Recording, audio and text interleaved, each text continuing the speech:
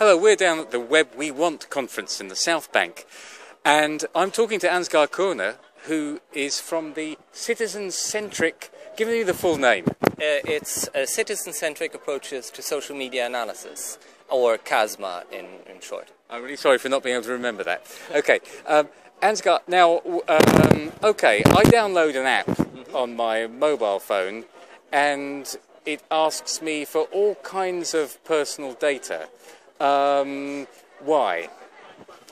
Well, a lot of the apps, actually, they have two sides to their business model. On the one hand, they provide you with the kind of thing that you want to do, but the main income that they get is usually through the advertising link. So that's why they ask you for all kinds of data that isn't required for the app to work. For instance? For instance, they like to have access to your friends list so that they can identify the network of people that will be accessible through this, or they want to be able to track what kind of other sites you go to. So they want to know whether you are signed up to Facebook, to Twitter, to other kinds of media, where they can then put advertising. It's basically the business model for many apps is really through the advertising, that they sell advertising space. Okay, and what's the problem with that? I mean, the app is free, it comes at a certain price.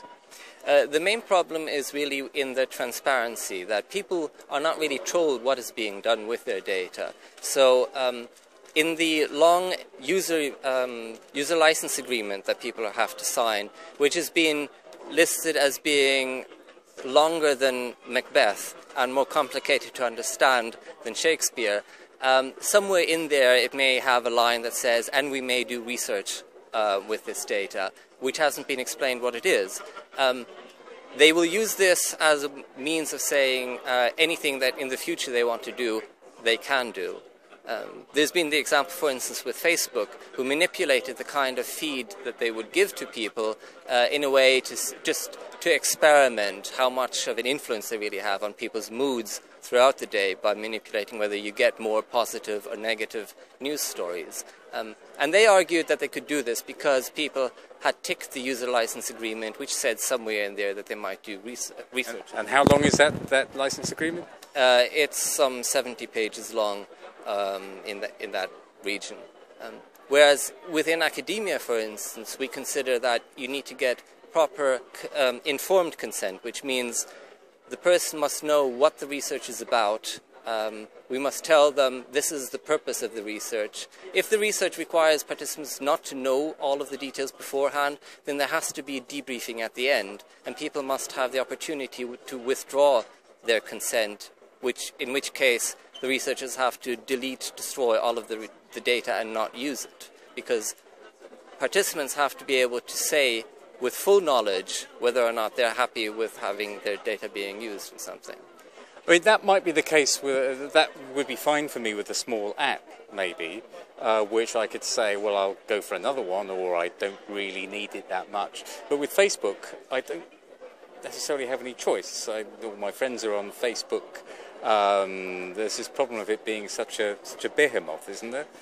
Yes, that is a problem, and that's one of the reasons why the Science and Technology Committee of the Parliament recently decided to do a big investigation into these kinds of practices and the need for having clear, transparent user license agreements that would be able to explain to people through simple visual marks, for instance, what kind of data a company is using. Because these kinds of things like Facebook have become something that people don't really have that much of an option. Because if you want to communicate with your friends, you need to be on Facebook. Yes, there exist other social networks, but if nobody else is on that network, there's no point in joining it. So it becomes almost a monopoly kind of problem. So that's why UK government and European government, Parliament and the Commission are turning more attention to the questions of managing the rights of people versus the information that companies need in order to be able to innovate and be competitive in the market. Okay, how can people find out more about your organisation and your field of work? So CASMA has a blog that is most easily found through the Horizon website, Horizon being the institute that we're at, which is at www.horizon.ac.uk. I should say this will be in the description of the video. Yes. Okay, thank you. Okay. So thanks very much. So this is the Web We Want conference. I think this one ends today, but there's more in the future. Get on down. Thanks.